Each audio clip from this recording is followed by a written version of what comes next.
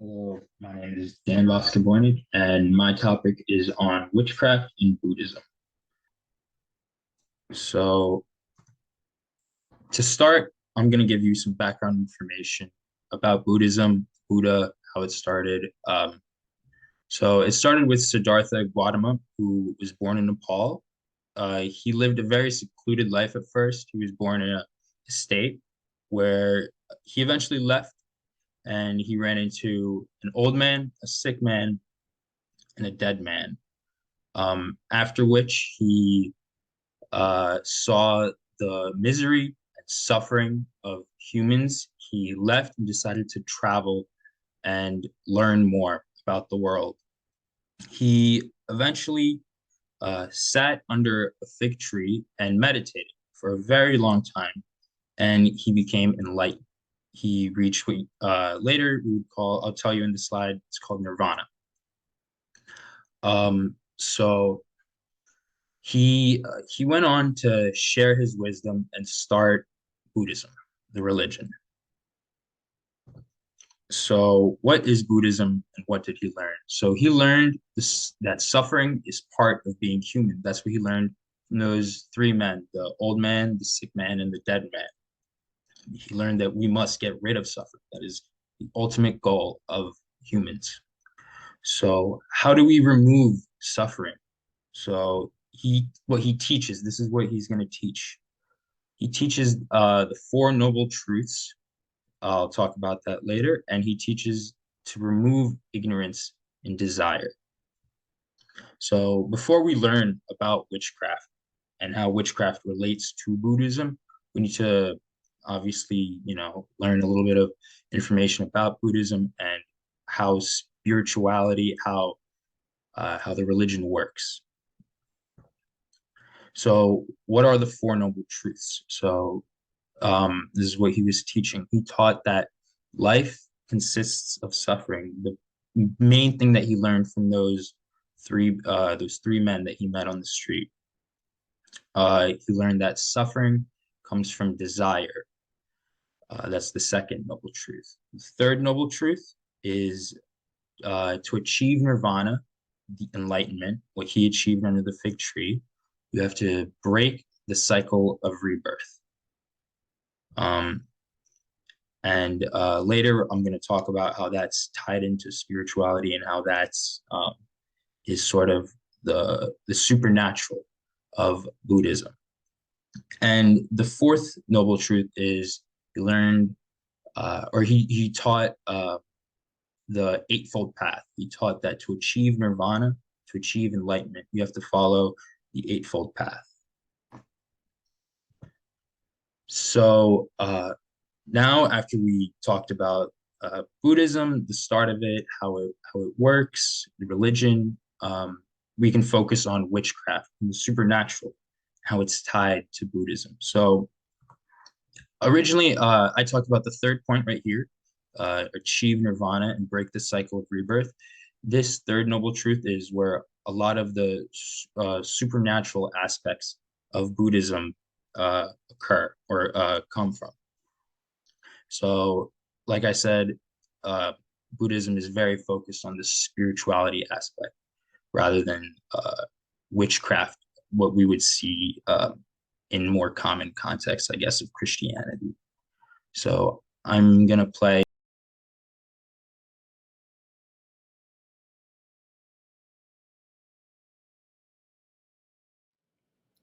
My name's Shrivati, and I'm connected with the London Buddhist Centre in Bethnal Green.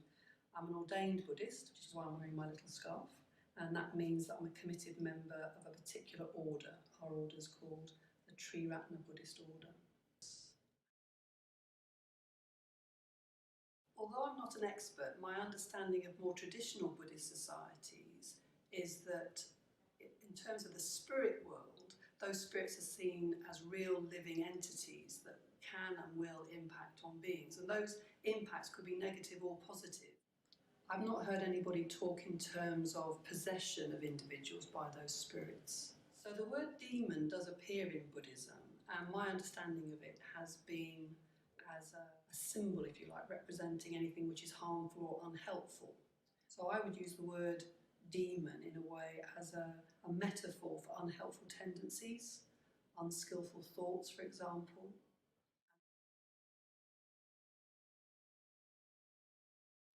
One way of describing spiritual practice is as a path of purification. So Buddhists may, for example, chant mantras. We may perform confession by talking to a friend about things that we regret. But we don't believe in things like exorcism, for example. So it's important to note that she she comes from a specific sect of Buddhism. Others might come from a different sect, so they might believe in different things. They might believe more in the supernatural form of deities, like you'll see later in the slides I'll talk about.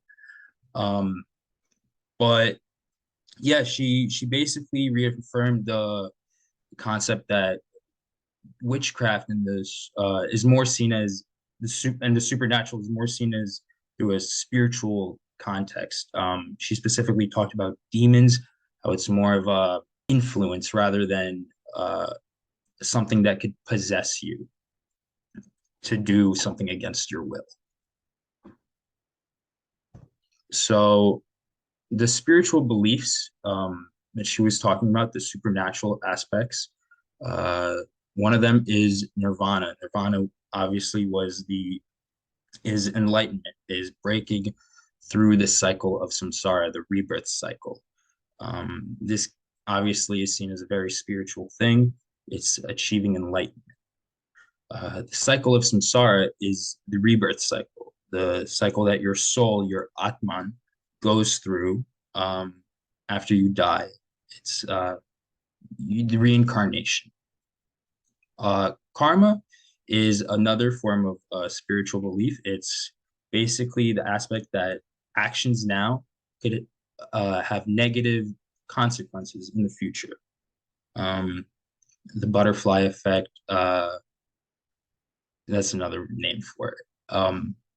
Atman is what is the soul basically, but unlike the soul, which uh, stays constant, doesn't change, Atman it changes through each cycle of samsara, through each rebirth cycle. After you die, your Atman transforms it, becomes something new until you achieve nirvana, you enlightenment, and you break through the cycle of samsara. All of these beliefs have a very, very supernatural aspect to it. Achieving enlightenment, breaking through rebirth, going through rebirth. Your current actions could have negative consequences in the future. Um, these are all very supernatural beliefs that could be considered as, or that are considered as witchcraft in Buddhism, but have another name towards it, the supernatural, the spiritual. So the one sect, as I was talking about earlier, of Buddhism that specifically does believe in deities and a more active role of the spiritual realm is the Mahayana Buddhists. Now, Mahayana Buddhists, they believe in divine powers, like I was saying earlier. They believe in these divine powers called bodhisattvas. Bodhisattvas, they are in the enlightened ones. Help they help people achieve nirvana. This image right here is of an enlightened one called He Who Is Noble. He appears in a lot of Mahayana Buddhist sculptures and statues and paintings.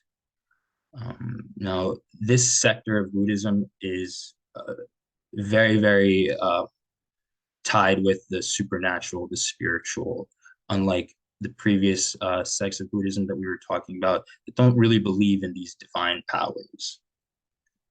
Um, so that is my presentation on witchcraft in Buddhism. I hope you've all enjoyed it.